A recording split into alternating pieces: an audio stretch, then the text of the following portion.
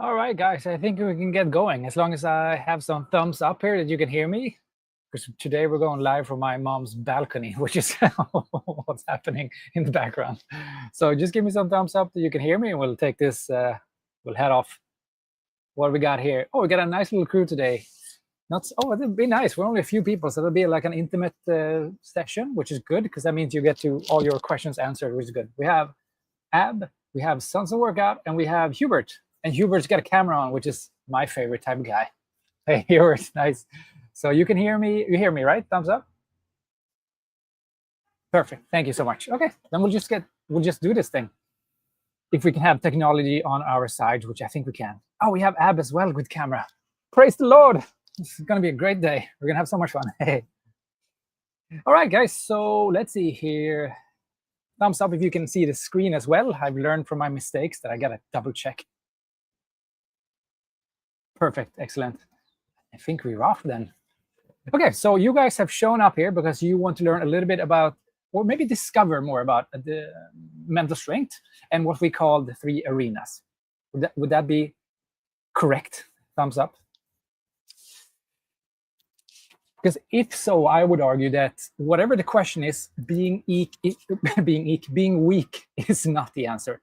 But being mentally strong, on the other hand, is the only way to achieve your goals. And I'm saying this mainly to you guys out there who have big goals.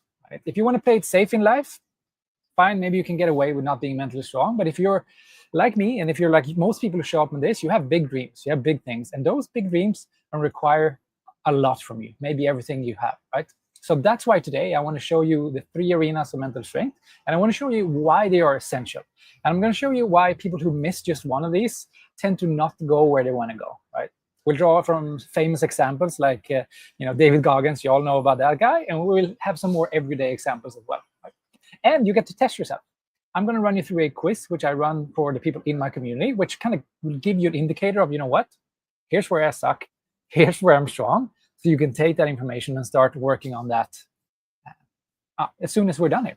Does that sound good? Excelente, as they say.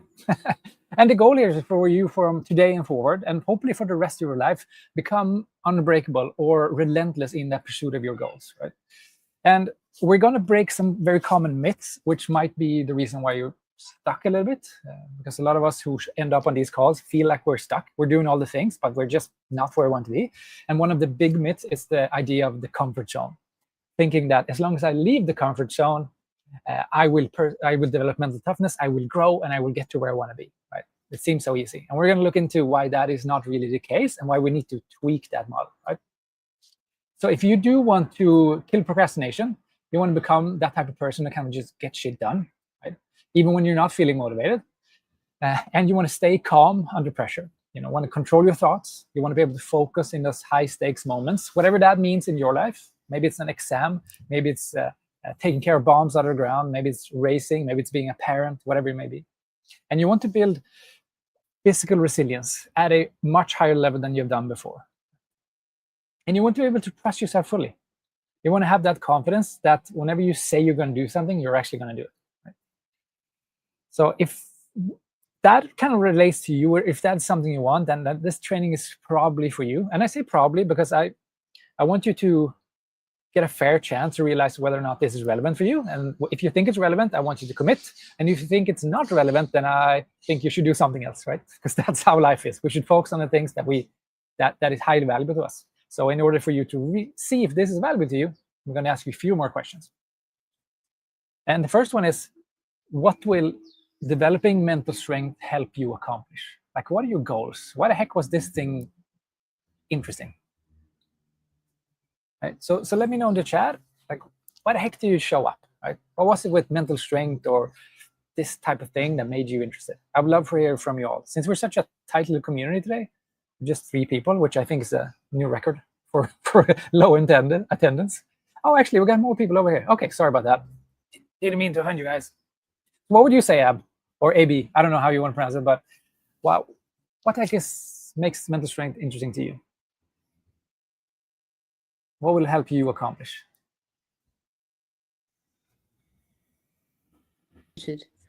I'm doing a PhD at the moment, and so yeah, like they require a lot of self-motivation, and yeah, that's one of the things. And I have like some goals of doing some long distance cycling sometime in the future. So yeah, I guess that's the first, couple of things I've thought. I'm sure there's lots of things, but yeah, that was what I kind of first thought of. Perfect. Thank you so much for sharing that. So that's good to keep in mind while we move through this. And Sons of Workout and Hubert, you're more than welcome to just pop it in the chat box. That would be amazing, because I will, since we're such a small crew today, I'm just going to direct it towards wherever you want to go. So you ask questions, you put it in the chat box, whatever, and we'll take it there. That's the fun part of being like a small little crew. Okay, cool. So now that you know that in mind, I want to ask you a few other questions. Okay, here are a few questions that I've taken from the Unbreakable Mind program, which are questions that they have or things that they're kind of struggle with. So I just want to see which here. Sons of Workout, I'm an ultra OCR athlete. Okay, cool. That's nice.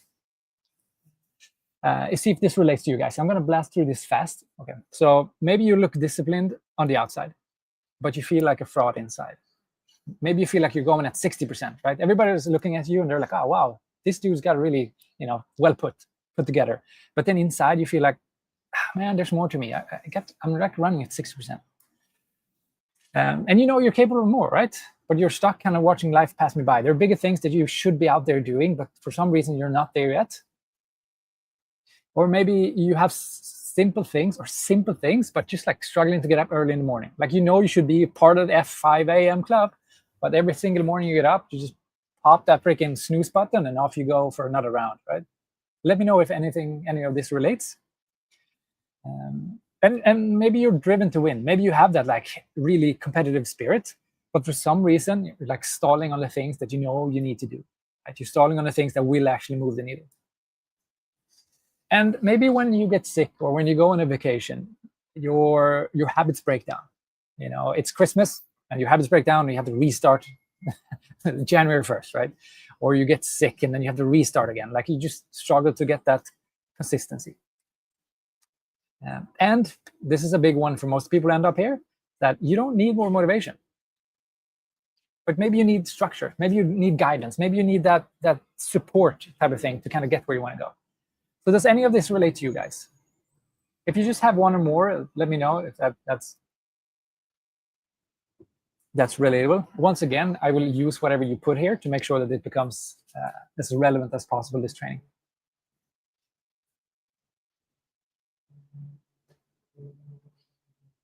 Let's see.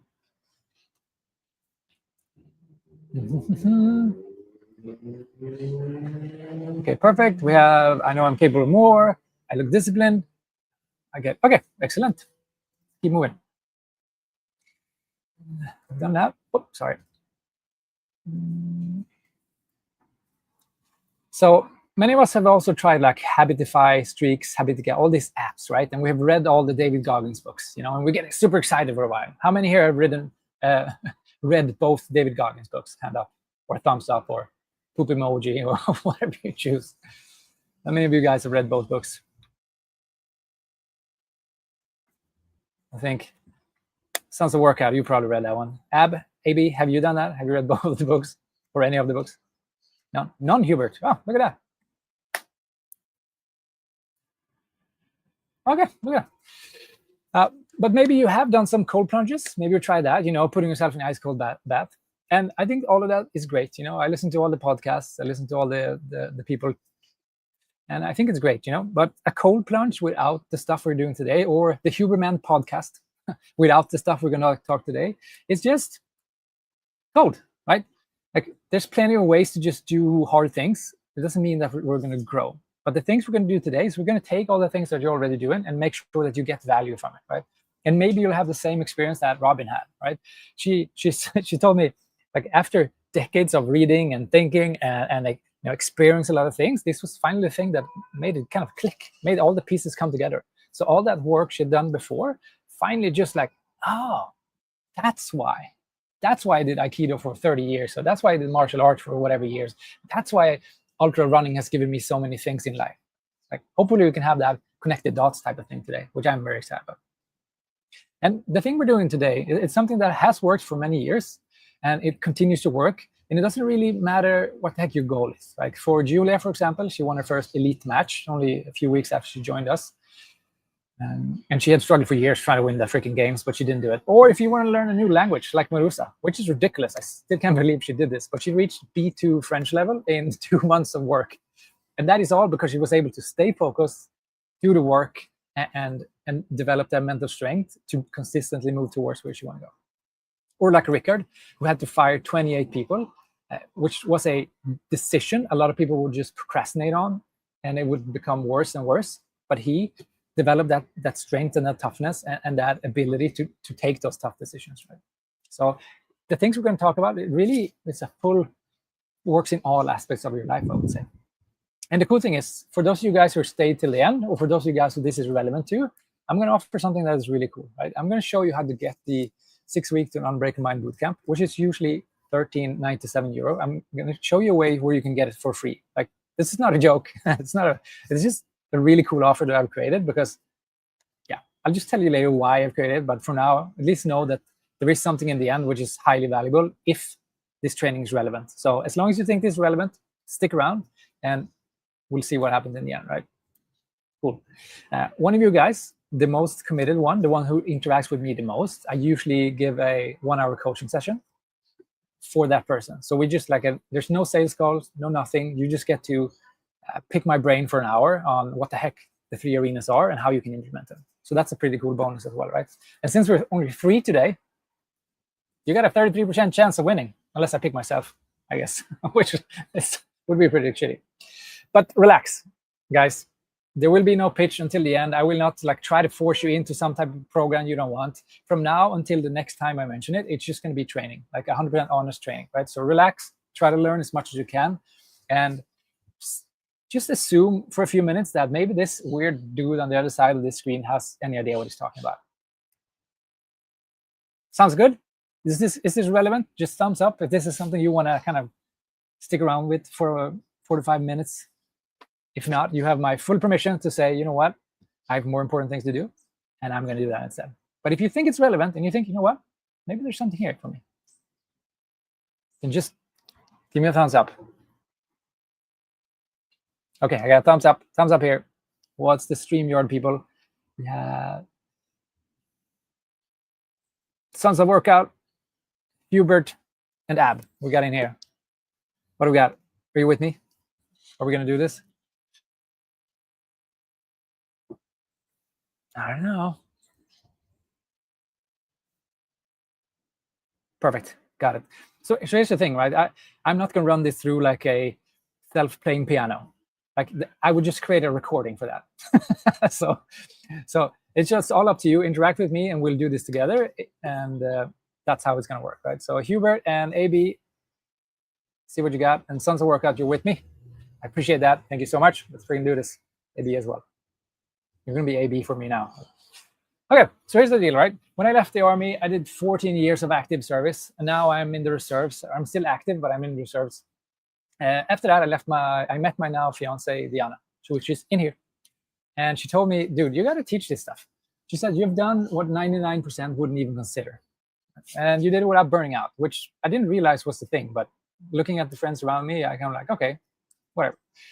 So I told her, yep, okay, sure. I have climbed some of the highest mountains on the planet. I did work as a bomb disposal officer, and I still have my arms and legs, which, I mean, I can't be that bad, right? I have run some really long ultras, like 100-milers, and I did 11 days of fast-packing adventure race type of stuff. Like, sure. I also finished college in half the time it took my colleagues, right? And so I kind of responded like, I think, dude, anyone can do this. It's really not that difficult. But in that same moment, I also realized something. I realized that I've also failed more than 4 military selections. We're talking about 1 to 2 weeks out in the forest, someone's trying to kick your butt, and then having to redo that. Right? I almost got kicked out of bomb disposal training, which is 4 years of grueling, intense training, where if you just miss one step, it's like you never get a chance to do it again. And it took me 37 years to find my dream partner. Right? I sank my boat in the Bahamas. I have almost died more than 4 plus times, and I've spent 10 years of savings building a non-profitable business. Right? And I realized maybe it wasn't that easy, and maybe everybody can't do it. So I became very curious. I was trying to answer this one question, right? Why, after so many failures and attempts, did I still keep going? And why did all the much fitter and well-prepared competitors stop? And this is so fascinating, because I would be on the starting line for this 1.5 or 2 weeks type of selection, right? And I'm like, dude, I'm effed. Like, there's no way I can beat these fellas. They have all these fancy CrossFit shorts, and they're ripped and buffed. They're ready to freaking go. And here I am, semi-chubby, and like, I'm in the wrong place. But looking around a few days later, like, oh, there were fewer of them. And fast forward a few days, there was almost nobody. And then at the end of the line, it's like, where did everybody go? So I got really curious about this question, right? Especially since, I know David Goggins, I know Jocko Willink, I don't have all those cool stories. I literally grew up with a single parent who hates sports. And I didn't have some extreme childhood trauma that would make me tough. You always hear that, toughness of their childhood just made them super tough, right? I didn't have that, right? I was painfully average, like excluding my BMI, because that was definitely not average. That was way above. So, so I started going through my experience one by one, right? And so the first thing I experienced was that you can go really far with a well-trained body. Like Sons of Workout, this, right? You're doing ultra OCR stuff, right? If you just train really hard and you build a physical body, you can do a lot more work than everyone else, and you can outwork them. And it doesn't really matter where you are in the planet. Like this, we're digging out our stupid car in Africa somewhere after some storm. Like, if you just have a high capacity for high physical capacity, you can do so much more than everyone else, and you can be in front of them, right? And this often leads us to using that tool as just pushing harder, working more hours, and we just brute force everything, right? And here's the cool thing, and I'm actually going to draw this out for you, because when I do this, people enjoy it and they realize things. So I'm going to show you something that's very interesting. And okay, let's see if we can switch the screen here. Are you guys still with me? Since I can't see your screen, I'm going to ask you all the time if you're with me, because engagement is more fun for me when people are actually with me. So stay there. Excellent. Thank you. I appreciate that. And so I'm going to do some drawings here.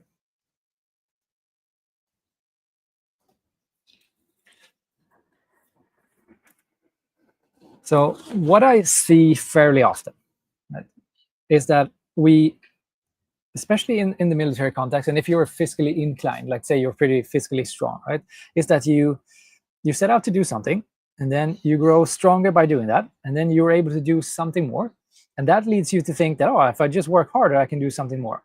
And then you develop this upward spiral of, if I just work more, I work harder, I will achieve more. And it works so well, right? That's why a lot of people get addicted to just working more hours, doing longer runs, just doing more, whatever. It's a really good one, and you get stronger, so you can do even more, and then realize, oh, if I just work more, I'll do more. You remember this upward spiral? Does this relate to you guys? Okay, good. So the thing with that is that there's an end to it. It stops somewhere, right? There's a limit to how far we can do this, because by the end of the day, there's only 24 hours per day, and maybe you want to do something else with your life as well. And you also need to rest. You need to recover. So there's a physical limit to how much work we can do. And then you can say you can be more efficient. Well, you can only be so much more efficient. And the thing is, if you're really good at this, if you're really strong and you're really good at a high work capacity, maybe this line up here will come in 10 years. And what is on the other side of this line here? What would you say? When you've done the upward spiral, you work more, you worked harder, and you're really good at working hard. What happens when you cross this threshold? There is no more effort to put in. You put everything in, right? What happens? What would you say?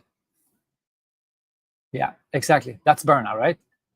The tricky thing, just like you said, the tricky thing is it's such a fulfilling system, because it just like feels so good, right?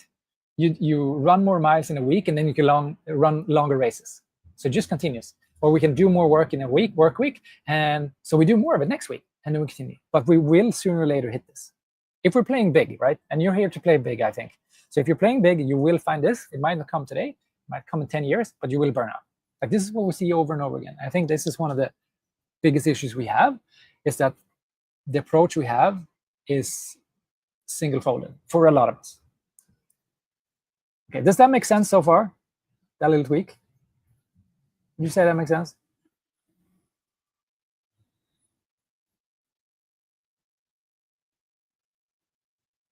Perfect. Yeah. So this is a good. And I'll go back to my other screen.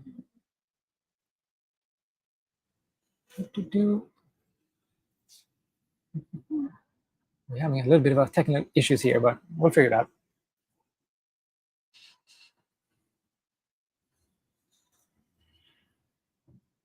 This is what happens when you try to do a live presentation at your mom's balcony. But it's what it is, right? So the thing is, this the physical body, or your body, is literally the pillar of a life well lived. Because if you don't have the pain, if you don't have a body, or it is painful and it is not strong enough, you can't literally take your body to where you want to go. They often say that the healthy person has 1,000,000 wishes, the sick person only one. So the physical resiliency, being able to withstand injuries, disease, illness, is incredibly important, right? But it can only take us so far. The other thing that it does really well is that it acts as a way to increase our threshold for when we need to use our mental battery. So we can only withstand so much pain and agony, no matter who we are, David Goggins or me or whatever. And there's only so much we can do, right? But if we increase our physical threshold, that means that when we don't, things are less straining to us, right? If we're just really strong, so like for Son's workout, when he's doing an ultra OCR, he does that cruising around, and he can chat with me while we're doing it, while I'm doing it, and I'm freaking dying, right? That means I will have to put in way more willpower, way more intensity to go through the same action as him, right? Which means he won't drain his battery, but I will. So that's another big reason why we want to build a really strong physical foundation. And it's not about races, it's about everyday life as well. And this is the big reason why we focus on physical resiliency first in Unbreakable 9. This is why this is the core. Because if you don't have a healthy body, if you don't have a strong enough body, then everything else just sucks, right? It just sucks. Being sick sucks. Injury sucks. Not being physically capable of taking care of your family and doing all the things you want just sucks.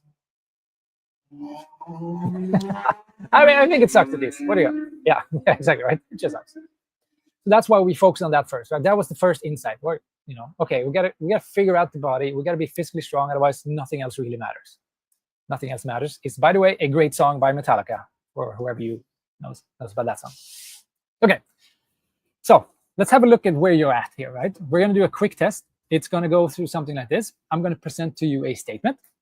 You're gonna write your score in the chat, and at the end, we're gonna summarize and draw some conclusions.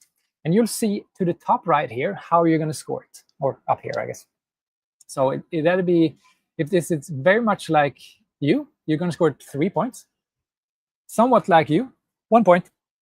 And not like you at all, 0 points. Very simple. Sounds good? Thumbs up. Give me a thumbs up. Appreciate it. Here we go. First statement. Okay. I recover well enough to train hard multiple times per week without injury. So not like you, 0 points. It says 1 point here, which is wrong. So not like you, 0 point. Somewhat like you, 1 point. Very much like you, 3 points. So it's 0, 1, 3 points.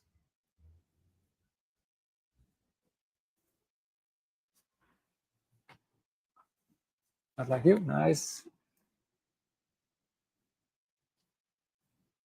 Yeah, sounds a workout. That makes sense that you're able to do this like that. And what do we got, Hubert?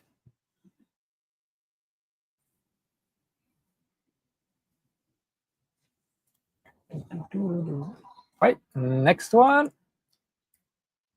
In the last 3 months, I've done some type of hard activity that took over 6 hours. So one activity that took more than 6 hours.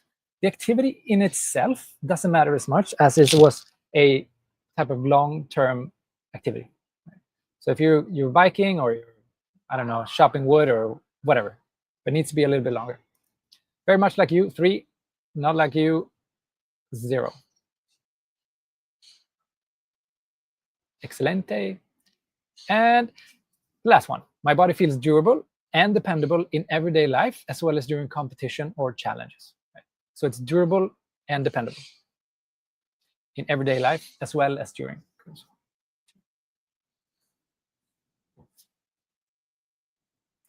And then you want to put all those scores together and see what you got. So we have.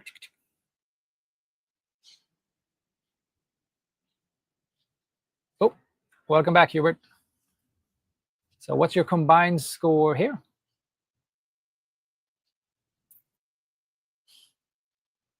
Yes.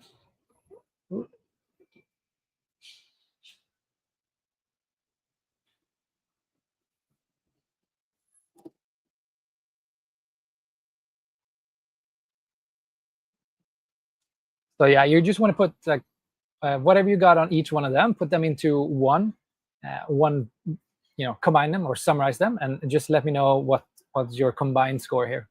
Put them in chat. AB 6 out of 9.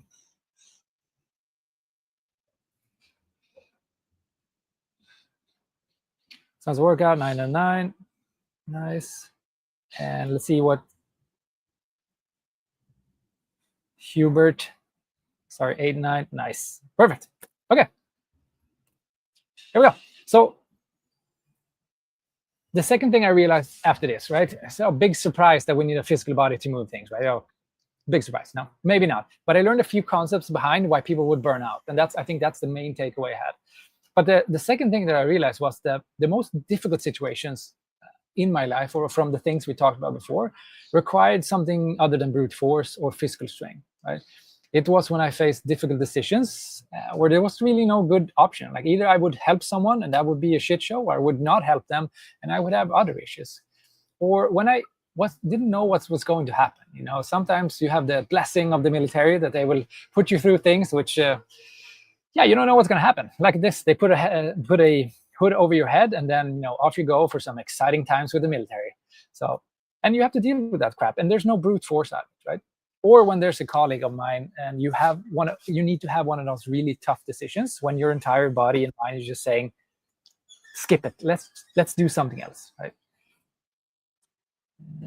Oh, Roma, welcome. So, and earlier today I told you that I almost got kicked out of bomb disposal school, right? And this is always awkward for me to speak about because I'm always embarrassed about it. But here we go, right? I had this high satisfaction of letting people know when they were wrong, right? Especially those people who claimed that they were experts. I just couldn't resist this urge or to be right or kind of give back, right?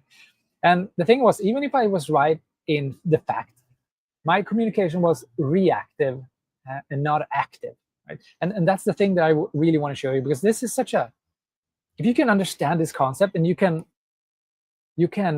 what's it called? You can learn to deal with this, then it's one of those things where it will definitely change the way you approach your life, and it will change the way you interact with your family. It will change the way where you, I would even say it would change the way when you give up. Oh, that's the wrong one. Don't want to share one. Where you give up, right? Because a lot of things, when you do a long race, like Sons of Workout, you know how this works. Like when you do something that's really long, really tough, that maybe takes you days to complete, you only need to give up for 1 second, right? You need to give up for 1 second, but you need to not give up the entire race, right? So that means if you can't control your emotions in that moment, when your body is saying it makes sense to give up, or it hurts too much, or I can't take it anymore, if you just give up for 1 second, you're out.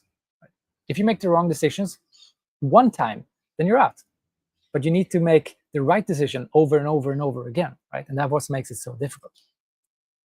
So here's how we see it in the military, and how I try to kind of refine it for everyday purpose, right? We have an event that happens.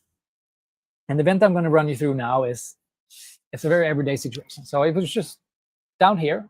I was putting my mom's stroller thing into an Uber car, and another Uber car passed behind us, and he started screaming because he thought our parking sucked. So he started screaming at us, and our Uber driver would turn to him, and you could see his eyes, his pupils dilate. You could see his shoulder go up. You could see his arm or your hands clench, and you can see that he was getting excited and really angry. And it took him 3, 4, 5 seconds, and then he went into full Spanish verbal abuse on that guy, right? He just like gave it his all. Like, that guy was the worst piece of crap you've ever heard about, blah, blah, blah, right? And then a few moments later, he just looks back at us, and his face shifts. And he starts to apologize. Oh, I'm sorry, we need to go. I'm sorry about my behavior. And you can see that he's embarrassed, right? So the thing that happened here is that this event happened. His emotions started running.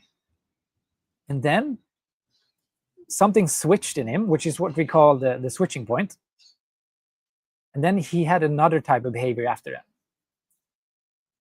The way we see this is the first moment here is reactive. My Uber driver, he was all about the emotions. He lived in the emotions, right? He was fight, flight, or freeze. Those are our 3 main reactions. Those are our only reactions. And he let that build inside of him until he had to shout it out, right? And then he switched into the thing we call active behavior. When you're active in your behavior, you're choosing your behavior. You're picking who you want to be, and you're picking the behavior that you believe fits the situation the best. Right? So my question to you now is, where do you want to run your system mostly? Do you want to be reactive, or do you want to be active? The chimp paradox. I haven't read that one. The chimp paradox. Chimp paradox. I'll write it down. Curious about that one. Thanks for that little tip. I'm going to check that out. So where would you want to spend your time? Would you want to spend it in the reactive or in the active phase? Same for you, Roma. You're more than welcome to just pop in and shoot your messages. Yeah, exactly. So what you're saying there is that you definitely want to spend as much time here in active mode, right? Because in active, we get to choose our behavior. And here's the cool part. If you know what a better version of you look like and you can say, hey, a better version of me would do these things. And if you're in the active mode here and you get to choose your own behavior, then you can do the thing that the best version of you would do, right? And suddenly, if you do it often enough, that will become you. Isn't that crazy?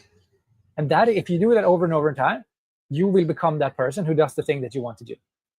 But here's the thing. We cannot remove this part. The reactive part is part of being a human, right? So what do?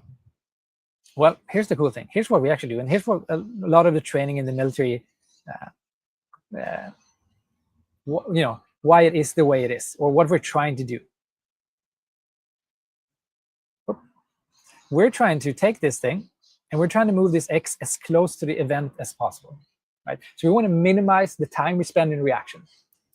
So my taxi driver, he spent so much time in this area here that he built up this emotion until he couldn't contain himself, and then he exploded outwards. But the thing is, if you realize that you're getting excited, you're realizing you're getting pissed off here, and you're like, okay, wait, I gotta use the tools I have, and I gotta switch so I get into active mode.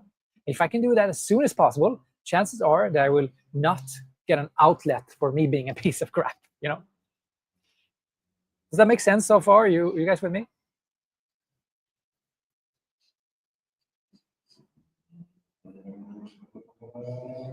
Yeah. So that's a big deal of the training we do in Unbreakable Mind, and that's a big part of emotional control, is moving the switching point.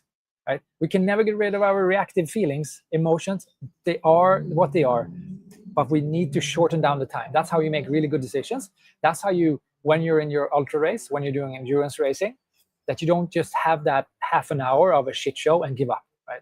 That's why in the military, for example, or a selection or whatever, you try to postpone your decision making. So you can say, you know what? It's a standing joke in the army. Like, you just give up at lunch. And when you get to lunch, you give up at dinner. And when you get to dinner, you give up at sunset. And when you get to sunset, you give up at sunrise. And then you just move it forward all the time, right? but you don't want to give up right here, right now. So, and you do that by taking control of your emotions with the tools that you have at your disposal, and then you switch into active behavior where you do the things that are long-term healthy for you. Okay, cool. So this, if you can manage this, if you can start to move that X closer to the event, the game is won. Honestly, that's a huge deal. Can you guys see the value of being able to take control of the emotions and switch into this active behavior? Yeah, you're getting some thumbs up. Woohoo! I'm happy about that, because it's a big deal. So next time you're feeling emotions, you're feeling pissed off, I want you to think, okay, can I? Yeah, okay, perfect. Yeah, can I get into that switching point as soon as possible? Right? And that's where you use breath work, you use breathing patterns, you use redirect patterns of your thinking, your pattern of thoughts, stuff like that. That's where all those tools gets handled, right? But the tools by themselves doesn't make any sense unless you have this framework to attach it to. Right? That's where it becomes powerful. Okay, cool beans.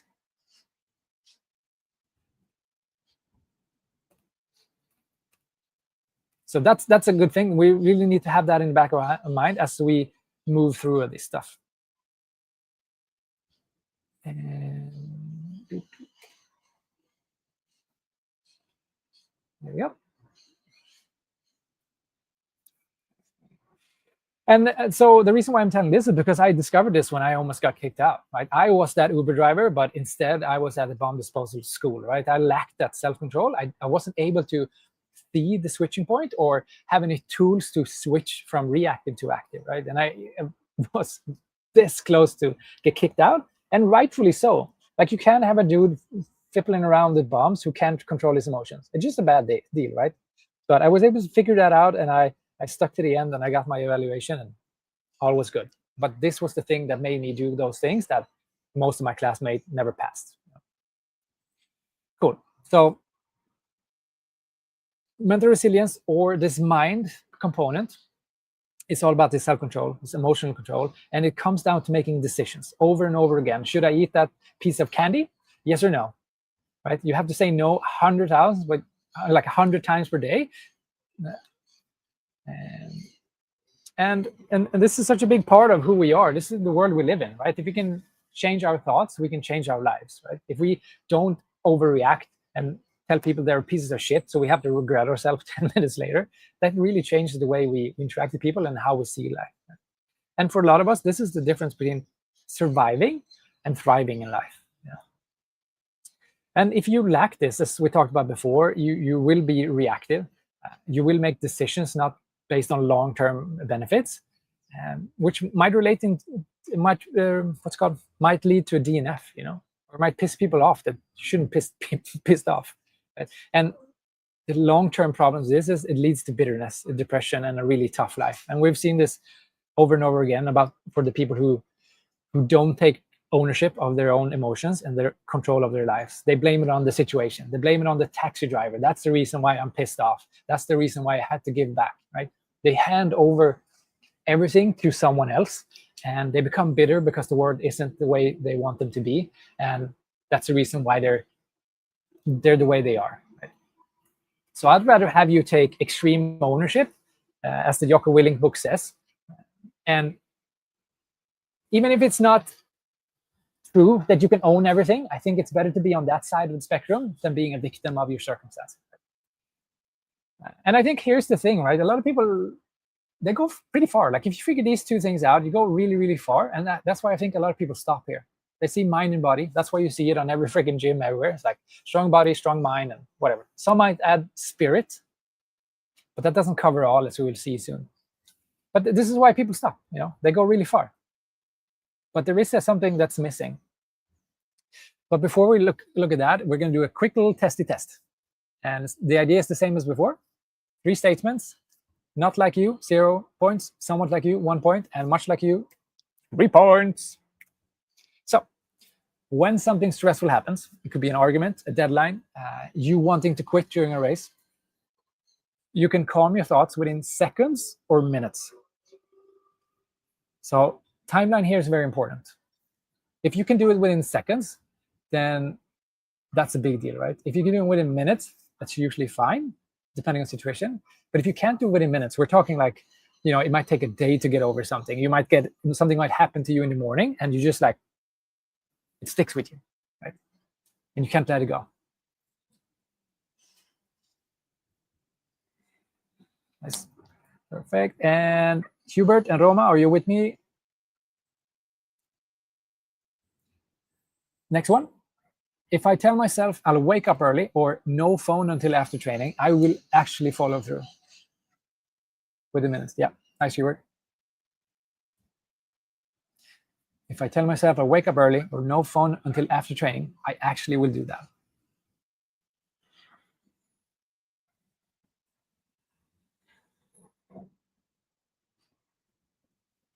AB, thanks.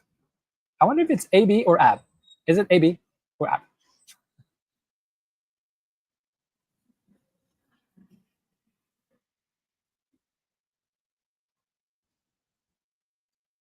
Yeah.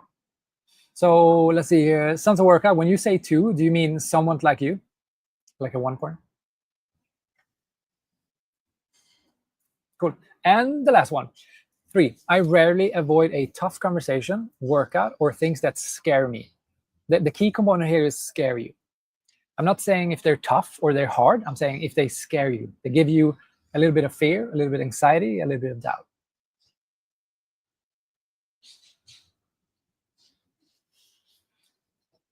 And you know the drill. Combine your score and let me know what you got.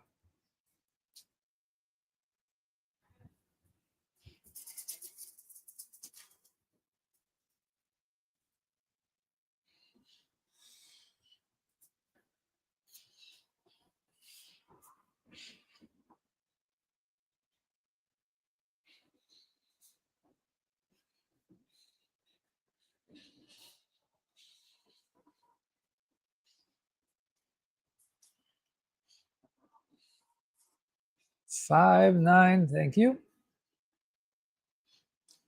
And Hubert, what's your total? And let's see, Roma and the other people. Here we go.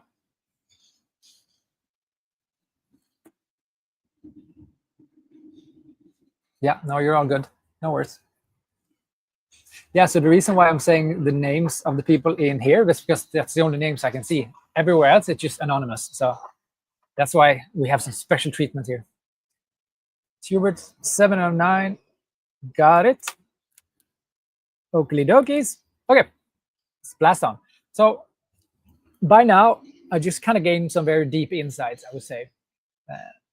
The things I realized wasn't that, oh, it's good to have a strong mind, good to have a strong body, sure. But the frameworks within that, I was able to kind of look at the things that the army gave me or the military gave me, and I was able to create these, like, that's why it works. That's why there's a difference between some characters and some not. Some has been able to develop these skills and some have not, right?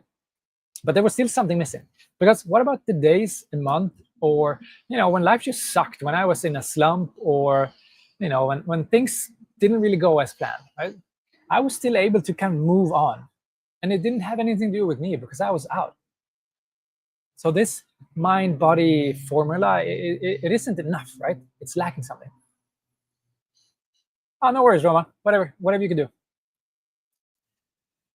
And it kind of took me a while to figure this out. And when I say a while, it took me a few years. Maybe it's because I'm slow, or maybe it's because it's difficult. This was the big aha moment. This was the thing, like, oh shit, this is why none of the other programs that I've attended really did it for me. And this is the thing that was so missing. The thing that's like, oh, I get it now. And I realized this when I was doing my first skydive jump of the year. Beautiful day in Sweden, a little bit cloudy, but for us, that's a beautiful day.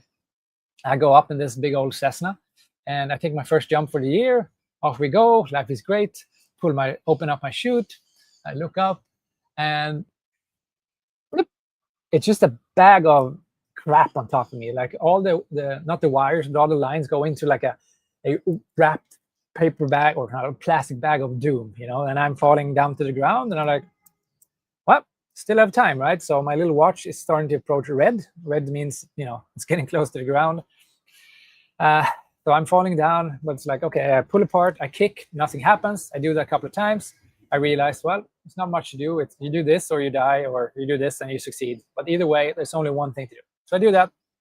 It doesn't work. So I go to my spare chute. So I cut away my primary chute. I open up my spare chute, and now, easy day, right? It just opens up. I'm going to land smoothly. Life's going to be great. It comes out, and it's another one. It's another malfunction. It's just a big ball of crap up there, and it's useless. So I keep falling down towards the ground, and now I'm starting to see contours. I'm starting to identify faces on the ground, and we're way down now on red, which means there's only a few 100 meters before I'm going to become one with the creator and one with the patch of grass that is beneath me. Like the parachute is not breaking. But by the end of the day, there's not much to do. There's only one drill you do. You pull apart and you kick your legs and you hope for the best. It's very simple. So I do that. I pull apart, I kick, and I hope for the best. Or actually, in that moment, I don't really even hope for the best. I just do my best, to be honest. And it opens up. It opens up perfectly, maybe 100, 200 meters above ground, and I just land smoothly like nothing ever happened. And I stand still, and then it happens. You know those times when you're just like, holy crap, what just happened? Was this about to be my last day? And then I see from the corner of my eye, I see my coach running. And she's running, right? And she's holding something, and she's coming closer, and I'm like, I can't really focus on that now because I'm getting that adrenaline dump, right? And she comes up to me holding this thing, and she says, take that off, put this on, you're going back up again. That your flight is over there. So I take my parachute off, I put the new one on, and I go towards the lift, and I go back up again, and I jump, and I have a perfect jump, and I land, and I come down. And I asked her, like, why did I go up again? And then she said, well, if I hadn't put you up there again, what would you wanted to do? Well, and I said, yeah, well, I would probably just wanted to grab an ice cream, go into the shower, and cry, right? Because it's like one of those things, you're like, oh shit, I just barely survived. I should feel sorry for myself. And she's like, yeah, exactly. And what would have happened later? Well, I probably would never have been able to jump again because I would be afraid of it. Exactly. It's like, is that what you wanted? I'm like, no, not at all. So her acting that way made me not afraid of jumping out of airplanes. She didn't care about my feelings in the moment, but she knew what I wanted. She knew that, hey, if I don't get him up there again, he's gonna be afraid of this for the rest of his lives.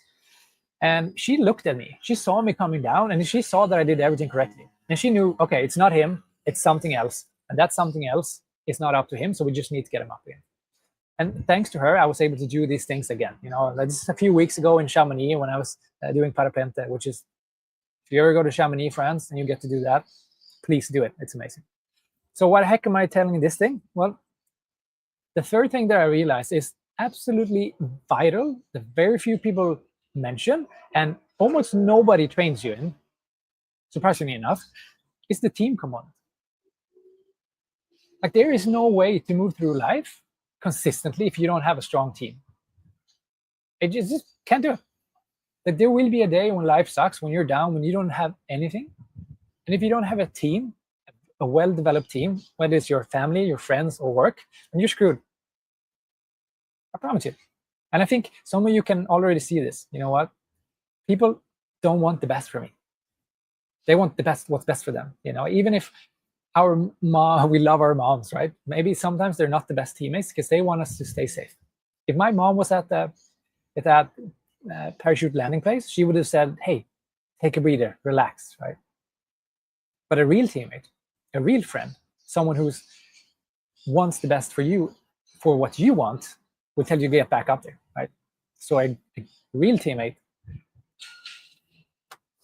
will make you do the things that you want to do, not what they want to do. Not what makes them feel good, but what makes you feel good in the long run, right? So if you have an underdeveloped team, you will be alone when things are rough. And it makes it almost impossible to win because you will be down. We all are down sometimes. It's just part of life, right? And we will learn so much slower because no one's going to give us honest and useful feedback, right? If we have people around us who are just either naysayers or yes sayers, or tells us what we want to hear, or are not able to articulate it in a way that we understand and that makes sense to us, or if the timing is wrong, then that feedback is oftentimes useless. It might even piss us off, right? And this leads to this, I call it disillusionment. I don't know if that's even a word, but it means that we're not getting a good feeling, a good perspective on who we actually are. Because if we only see to our own emotions or our own beliefs about who we are, and we never get a good mirror from someone else, it's just a twisted way to move around the world, right? It will not be an accurate picture. So your team, as far as we see it, it's your family, it's your work, it's your friends, and they will hold you accountable when you need it, and they will support you when needed, right? They will understand what you need, and this is the important part, what you need when you're lost or down, right? And they will push you in the direction you want to go. And you hear me say this over and over again, it's about where you want to go.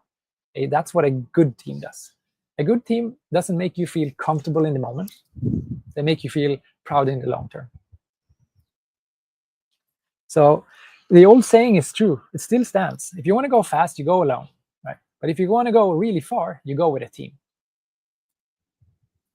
So this is how I saw it. This is what we've come to practice now the last while. And it's the body, it's the mind, and it's your team, right? And feel free now, guys, to criticize the crap out of this, right? I've shown this and I've explained this to so many people now, and nobody really seems to find the gap, right? Where it breaks down, where it doesn't work, right? And so you're more than welcome to criticize it or use it as much as you can, but I want you to see your life now from these three arenas, and your strength comes from these three arenas. If you want to become unbreakable in the pursuit of your goals, if you lack one of these or one of these are weak, you will struggle, or you might not even get there. So let's have a look at your teams, right? Remember, it's whoever is around you, family, work, friends, whatever. Right? So my first question to you guys, do you have people around you who give you honest and useful feedback? So there are two important components. They are honest and it's useful, right? If we have honest people around us, but whatever they're saying is not useful, then it's not worth anything. But if what they're saying is useful, but it's not honest, then it's also crap, right? Very much like you. Awesome.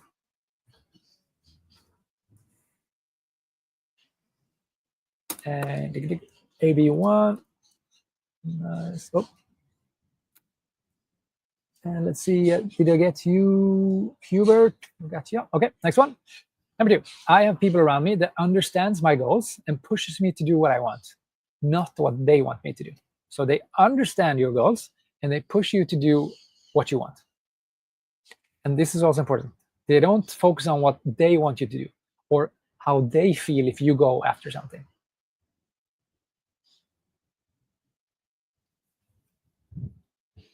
And be as honest as you can with this, right? Like, it's not like the scores matter to me. It's all for you, right? So be honest with the scores and just, yeah. And I think this is a big one. Like, I learned from a really good friend of mine in the Air Force, the US Air Force, that like he stopped sharing his wins. Okay, let's put it this way. So next question. When I succeed, I have people who genuinely celebrate with me. And so this is the thing that I got from my friend, right? He said, like, I don't share everything with people around. Like, me being naive, I'm like, why would you not share your wins? Wouldn't people be happy for you? It's like, no.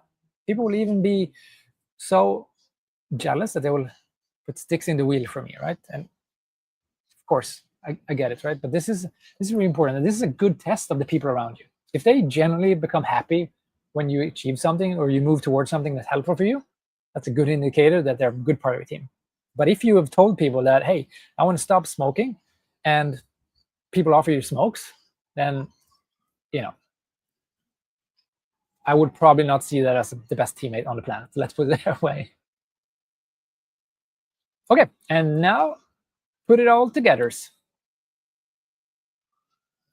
Hubert, nice. What's your team score?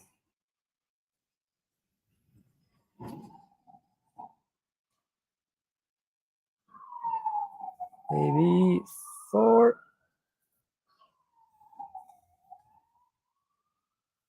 Hubert 7. So here's a funny fact, right? So I do this from time to time, right? I get the data from people, and it reminds me of a study they did in Sweden a while back ago, and they asked all the women and all the men who were taking their driver's license, and they said, "Hey, how good of a driver are you compared to the average?" All the men said, "We are better than average." Like 80 or 90% of the men said, "We are better than average," which is a ridiculous statement, right? Because average means most people are that.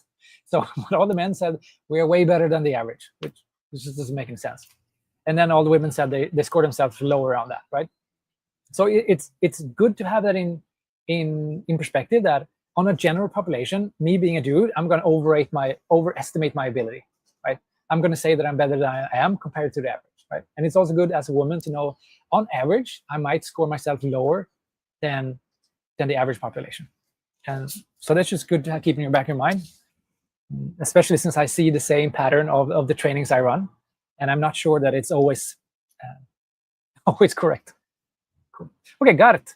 So we have Hubert's. I missed yours. Sons of Orga. Oh, 8. There we go. Excellent.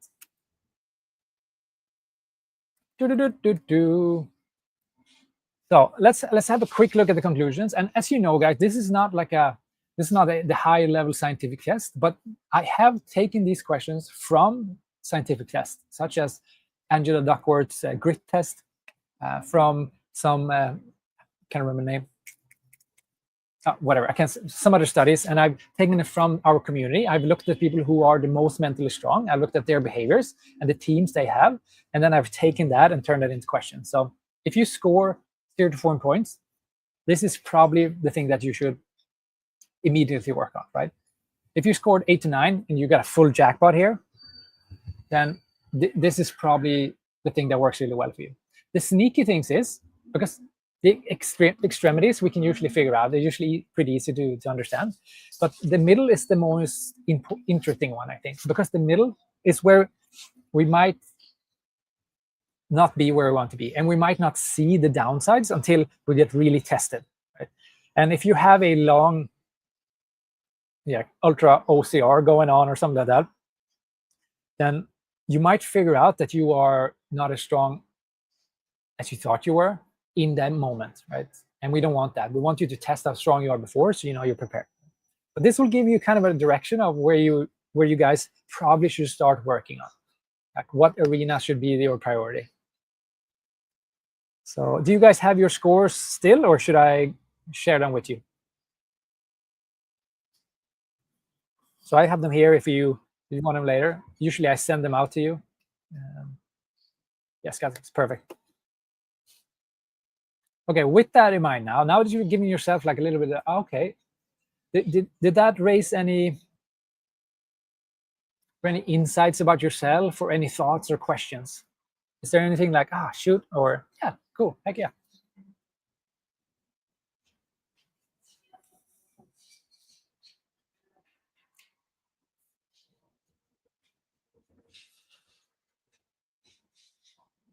Yeah, okay, got it. Yep. Yeah, exactly. Like you're saying, it can be surprising where you think you might be strong and you're not. Yeah, and the questions are carefully selected. Yeah. Okay, cool. AB or Ab, how to get a team to understand what you want and push you rather than making you comfortable? That's a great question. It's an excellent question. And there's so many ways you can take that question, but I think a big part of it is that you need to be crystal clear on what the heck you want. Most of us are not. I don't know if you are, but if you can't articulate your goal in 1 to 2 sentences, then it's probably not clear. Right? And if you are not clear on what the heck you want, it's really hard for anyone else to understand it. Right? And if they can't understand it, it's really hard for them to support you. I would say that's a really good start. And then you turn that thing into actionable things that your team can do for you, the way they can support you. Like if you want to eat less cookies or whatever it is, then you got to tell them that, hey, I don't want you to offer me cookies. It might be depending on the team. Does that make sense?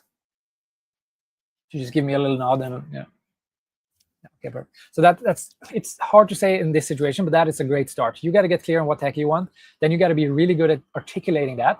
So this will be something that we practice in the Unbreakable Mind arenas, right? So we practice communication. We practice how to set goals that you can clearly see and articulate, and then how the heck do I communicate them so people get on board, right? So that's a great question. So then the question is, okay, what if I develop these three arenas, right? Well, then you have the body that can take you on whatever adventure that you want to go, and it will not break down. And you will be able to act instead of react from an emotional perspective. And if you can act and you can choose your behavior, you get to become the person you want to be. And this is huge. Like I get excited every time I think about this, because if we can choose our optimal behavior as much as possible and as often as possible, then we will become that person. And that is amazing. And then you'll have people around you who can criticize and support you at the right time in a useful way. So now that we've gone through this little section here, and you'll kind of understand what the three arenas are. So how valuable would it be for you guys now to develop body, mind, and team? Just let me know from 1 to 10, like how, is this something that has a low value, like a 1, or like a very high value, a 10 in your life towards the goals that you want to go? I'm just curious here. And there is no right or wrong answer. This is more for you to kind of like, okay, we have done all these things. I've done all this thinking. This random internet guy asked me a bunch of stupid questions. What does it actually mean?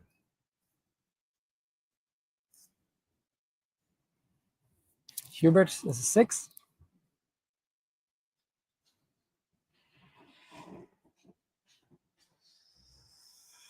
Yeah, and it's all about, it's all that, yeah.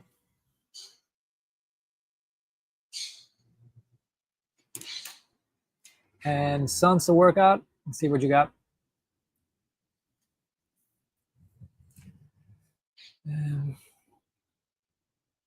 And then the question is, obviously the follow-up question is, if you did this, if you were to develop this, you were to increase these levels where you are not as strong as you want to be, what would become possible in your life?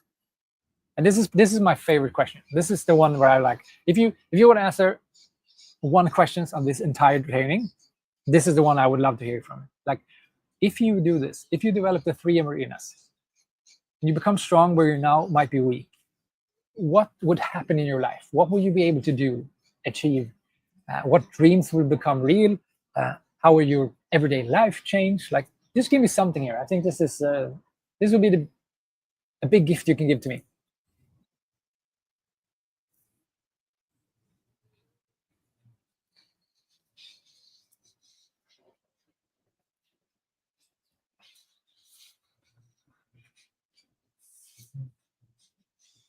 And I think the reason why I enjoy this question so much is because I get a little bit of insight into your life. You know, I'm blabbing on here, but it's just so nice to hear what people will do with disability. But disability or disability? What about Hubert? Sons of workout. What would become possible if you developed the 3 arenas? Oh, that's cool. Big cycle adventure, writing about it. Yeah, I always want to do one of those as well. I've done a tiny one. I biked from New Bern to Washington, D.C. once, which is not impressive, but it's fun. Oh, Hubert, you want to do an ultra? Yeah, that's a big deal. It's fun. What distance do you want to do? Is it running? I assume it's ultra running. But we have OCR ultra as well. Yeah, big cycle adventure. I always want to do East Coast, West Coast in the US. That would be fun. Yes, 50K plus. Nice. Nice. I would argue if you nail these 3 things and you move towards them, it becomes almost impossible to lose, right? And it's because the thing we talked about before, if you have a strong body, if you have a strong mind, and whenever those 2 breaks down, which it will, you then have a strong team to back you up. They will carry your load for a few weeks or days or months or years so you can get back. Then it's just a matter of time when you hit your goal, right? If you don't have that, chances are you might not get where you want to go. But here's the thing, right? growth in 3 arenas doesn't just happen simply by leaving the comfort zone. It's not about doing uncomfortable things, right? I like this example. Like eating too much candy is uncomfortable. It hurts my stomach. I eat too much candy and it hurts my stomach. It's very uncomfortable, right? But it's not. It doesn't make me mentally strong to eat candy, even though I wish it was. It is about, on the other hand, what we call leaving the familiar zone and identify the things that scare you. So the familiar zone, I'll give you the short rundown of what we mean. The familiar zone is the zone where no matter how hard it is, how uncomfortable it is, how cold it is, how painful it is familiar to you. You have done it before. It does not induce fear, anxiety, or doubt, right? It does not trigger the AMCC, which is this little part of your brain connected to mental toughness. So it doesn't matter if you do one extra set at the gym or whatever. If you don't leave your familiar zone, you don't go on. So what is outside the familiar zone? Well, it's adventure zone, right? So outside of your familiar zone, you move into adventure. And what is an adventure? Well, it's something that is unknown. Like we talked about before, putting your hood on, right? You don't know what's going to happen. It's something that induces fear, induces anxiety and doubt, right? It triggers all these emotions, but you do it anyway. You go out there, you have the adventure of your life, and then you come back. So that is what we mean about leaving the familiar zone. You got to put yourself in situations which gives you fear, anxiety, and doubt. It's not so much about uncomfortable. It's not so much about hard. It is about identifying what scares you and facing those fears in a structured, safe, and realistic way, right? You got to have the structure so you learn from your experiences. Otherwise, we just tend to repeat the same program over and over again, and we burn out, or same mistakes, right? And I want you to do it in a safe environment that allows you to explore your limits without big risks. Right? I want you to be able to try these new behaviors, try these new things without risking your career or your health, right? Because chances are, if it's actually dangerous to do, you have a legit reason not to do it, right? So we want to make sure that this way where you train is safe. And then we got to make it realistic so it actually supports your goals. Right? And this is probably one of the biggest things. And yeah, I'll just go into a little example here because this one is so important, right?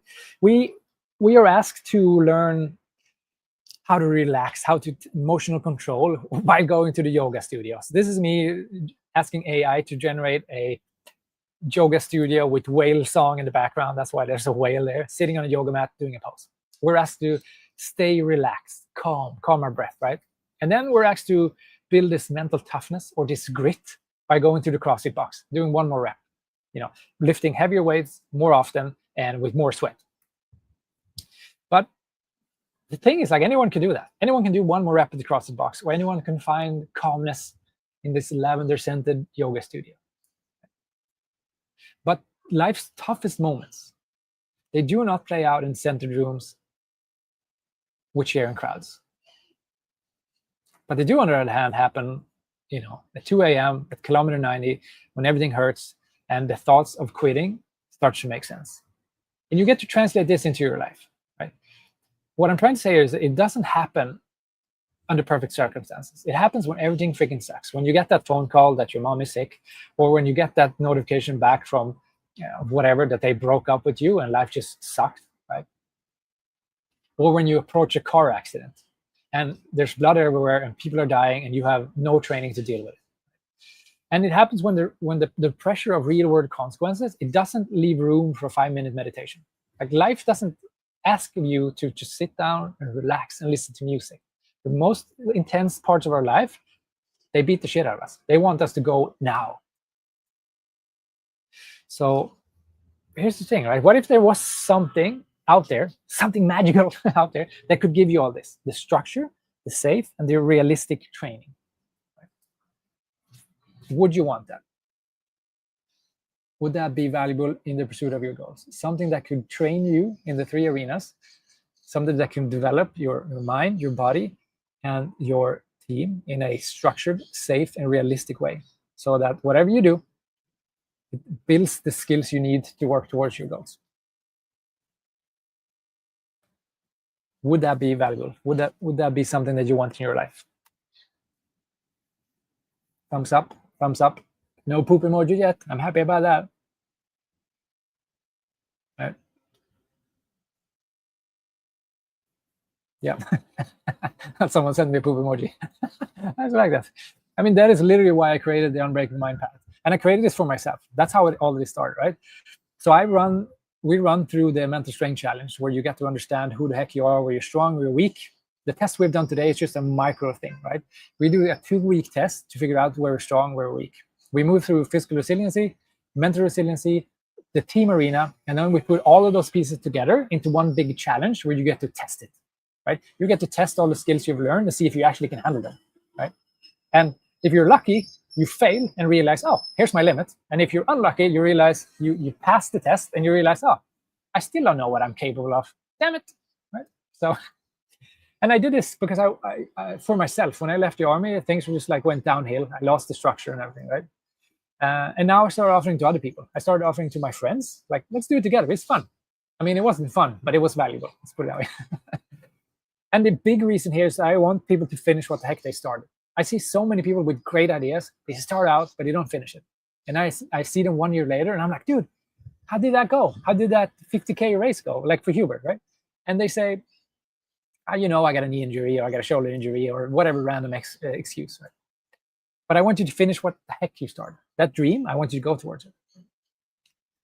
And I guess here's what I'm going to tell you about the Unbreakable Mind program, right? Because you can either continue doing what you're doing and expect the same results you already have, which is, which I think Einstein said, it is the definition. What does he say? He said something like, it is the definition of insanity or madness to do something twice and expect different results, something like that. Or you can now choose to step into a system that trains this for you, where you have teammates that will motivate you and support you. And just like we talked about before, the goals you have matters less. Like if you are an elite athlete, or that's where you want to go, this will work. Or if you're learning a new skill, or if you have tough decisions to make at work or whatever in your life, then I think we can all agree that to achieve those big goals, you need to be mentally strong. That is just, it is what it is now, right? And so what does it actually mean? So that's why I created the boot camp, right? Because a lot of people are like, they would join, they would do the movements, and then they would disappear. Like, dude, you just paid me a bunch of money. Like, what? So now I've packed all the things together. I'm running a 6-week Unbreakable Mind boot camp, which is highly intensive to just get a freaking restart, learn the skills, implement them, and just keep moving, get momentum up, right? So I run this live online boot camp. We do daily challenges, and we do weekly coaching for 6 weeks. And they're all aimed at training your team, your mind, and your body, right? And we do this by treating mental toughness like a muscle you work out, right? If you don't train the muscle, it becomes weak. And we don't train it every once in a while, we train it every day. And here's the cool part. It's $13.97 in total, and it used to be $900, but now it's $5.99. And then I'm like, okay, how do I avoid people paying me and not doing the work? So I came up with this thing. You can win that $5.99 back. So basically, you send me a deposit saying, hey, you know what? If you do 90% of the challenges and you share your progress along the way, I'll send you your money back. Right? Because what happened is people sent me the money, but they didn't do the work. And if they don't do the work, they don't get the transformation. And I'm like, dude, you've already paid. Why don't you do the work? So now I put this little carrot in front of you. So just do the work, and you'll get the transformation and the money. So that gets people into action. And that's why I'm so excited about this thing, because it's literally the greatest offer I can imagine, right? And then you're like, hey, why do you offer this? Is it impossible to win? No, it's not. It's just that I know if you do the work, you'll get the transformation, and you will tell other people about it, and they will come to me and they will work with me, and you will work with me because you love the thing. So, but it's all bound on you doing the work. So, and I offer this for the next 15 minutes. Or I should say, I offer to book a call within the next 15 minutes. And if you do that, this offer stands, and you can win your money back. Right? I do say that it is an application process. Like, I do want people on board that are the right people. So it is an application process, and if you get accepted, you will get this thing. And on this little chat with me, we'll go through your goals, the requirements of the program, to make sure it's a good fit. Otherwise, you shouldn't do it. And what I expect of you and what you can expect of me. Because it takes a bit of time to do this, and you're going to learn new skills, so you got to have the time. Right? And then I'll show you exactly what you need to do to win. So there's no question. Like there's no risk of, this doesn't feel good. Right? So I'll say that's it. I think that's all you need to know. It's a 6 weeks of mental strength training. It's weekly live small group coaching. You'll get a dedicated accountability buddy that I will attach you to. And then, of course, there's a gazillion other things, such as our Unbreakable Mind workout library, which are physical exercises and mental strength exercises to keep you going. Okay, so any questions now? Any questions about this one? It's very simple. Yeah, and also, like, if you still feel like, oh, I don't know, man, then I also offer 100% guarantee. Like, if you think it sucks, if you're like, oh, this is absolute dog crap, then you just let me know what you think was absolutely dog crap, and you get your money back anyway. Right? So there's literally 0 risk for you to do this. It's all wins, but you got to do the work. Right? So this is how you and I get skin in the game together to make sure you do the work and you get the transformation and you get to where you want to go. That's the big win. Okay, dokies. What do we got? Any fun questions? And Sons of Workout have just come back. Welcome back. You just missed me doing 10 minutes of dancing, so yeah, that's on you. Okay, do we have any questions? How about you, AB or AB? Still don't know. We have, oh, Laura. Hey, Laura. And Sons of Workout. It's pretty straightforward. Like, the only thing you need to know now is like, am I curious about this or not? Do I need to develop, do I want to develop the 3 arenas? Yes or no? And if yes, do I have 30 minutes to dedicate to see if this is a good fit for me in detail? Yes, then you should book the call. Very simple. If the answer is, you know what, no, then you should probably have a look at what is the cost of not taking action? What is the cost of not dealing with this thing? So will you actually achieve that goal you have? Or will it stay a dream till a year later? Yeah, of course, you're more than welcome. What else would you want to know? I can do, yeah. Anything else I can have? I can pop you on the screen here if you want to, or audio. Let's put it that way. Okay, I think I can hear you now. Oh yeah, no, it sounds good. Be interested to, find out more about it, like how much, how it works each week and things like that, to see if it fits in and things. Yeah, let's do this. Let's see if I can. I'll share a little. Can you see my screen now? Mm-hmm. So the overall picture how this works is that. Sorry, I don't know if there's a lot of noise here. It's chaos here. But week 1 is basically about identifying strengths and weaknesses. Then we're going to go through physical resiliency, mental resiliency, and then you're going to have the teamwork and the final testing. And basically, let's see here. The setup is that you'll get challenges. They're usually no longer than 30 minutes per challenge during the 6 week. And you need to do 6 out of 7 per week challenges to pass, right? But you can accumulate and do them all the last week if your life comes in between. But the time requirement per day is usually around 30 minutes on average. And there will be 1 challenge per day. And they will be developed around the 3 arenas.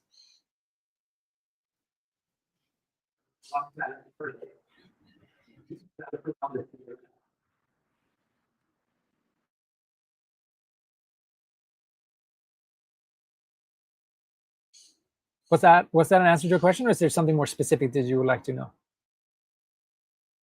That answered my question, yeah.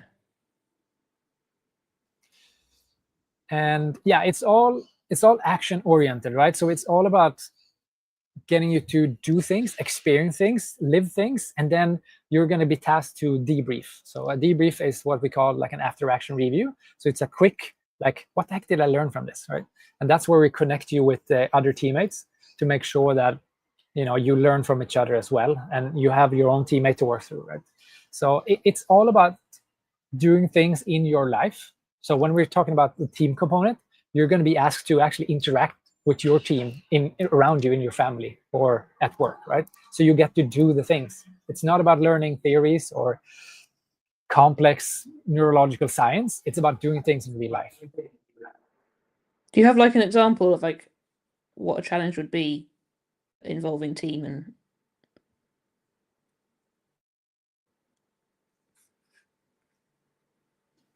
So okay, which one should we take?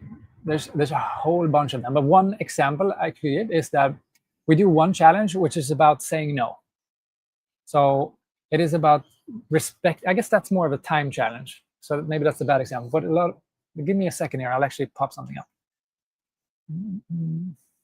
Taking a real example. For some reason, my brain is kind of fried today, so I have no good examples.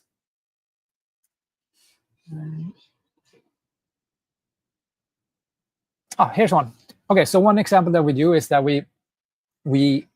going to ask you to, like, for some of us who struggle with asking for help, right? We're asking for help, we're asking to communicate what it is that we need. So one challenge could, example, be to, like, hey, in order to build your team, you're going to have to communicate what you want them to support you with. Right? So you're going to go to your team and going to say, hey, you know what? This is what I'm trying to do. I would love for you to help me do these things. So that could be one challenge. For some people, that's like, oh, that's very simple. And for other people, that's really hard. Like for me, for example, asking for other people to help me out is a tough one. Right? So that would be an example how I get you to interact with your teams and slowly build the relationships. Does that make sense?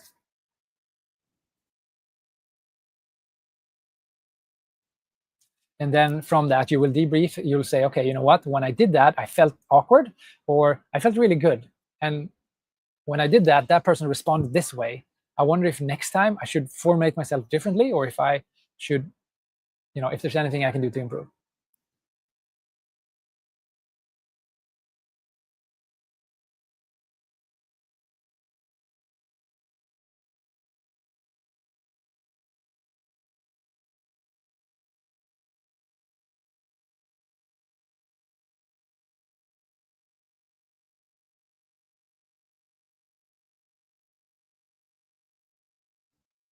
Any other questions from you guys? Checking the. Oh, thank you.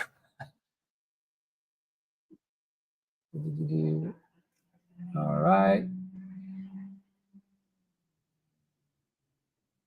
Yeah, it's like it's a no commitment call. Like here's the thing, it's two ways, right? Everyone who gets on the call with me, it's as much as me to see that there's a right fit as it is for they to see that it's a right fit for them as well. So it's a two-way thing, and I just want to let it's an application process because I want the right people on board. It's a lot about the community. It's a lot about having people who are actually going to do the work. I've learned my lesson. So I want to get the right people on board, and that's why it's an application and not just like, hey, everybody can sign up. Yeah, so we're looking for specific people. No, it does not have to be. No, it does not have to be athletic goals. A lot of people have athletic goals and something else. A lot of us are either entrepreneurs or something, but we also have mothers and fathers who just want to be better moms. Yeah. It's very.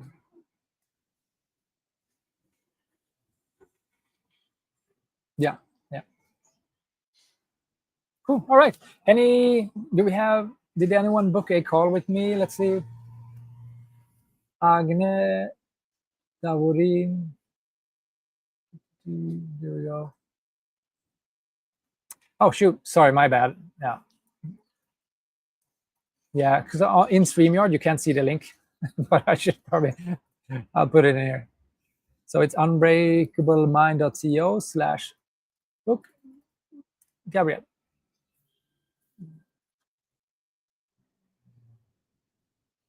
Yeah, sorry about that. I missed that. So I have two different places where I communicate, so that's why it kind of gets screwed up sometimes. Cool. All right. Yeah, let me know if they can't find a time slot, and we'll just make that work. I'll find another way.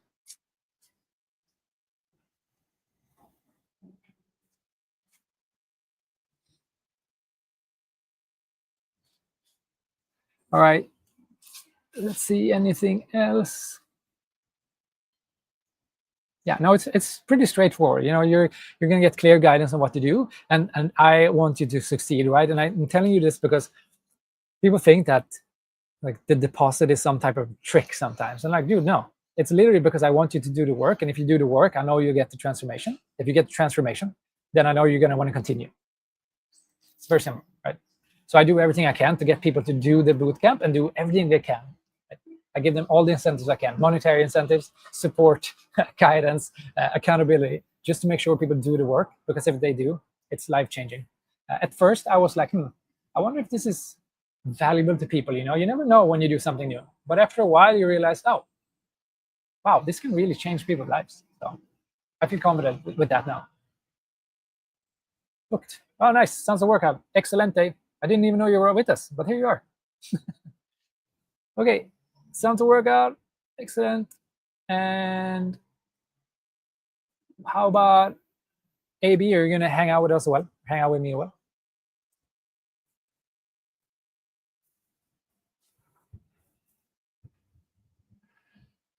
Excellent. Sounds a workout. Or where are you guys located, by the way? I'm just curious.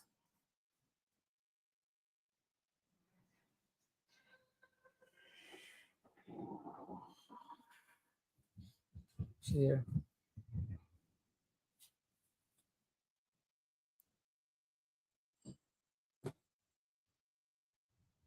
Oh, wow. Welcome, Benedicte. I don't know how you ended up here, but welcome.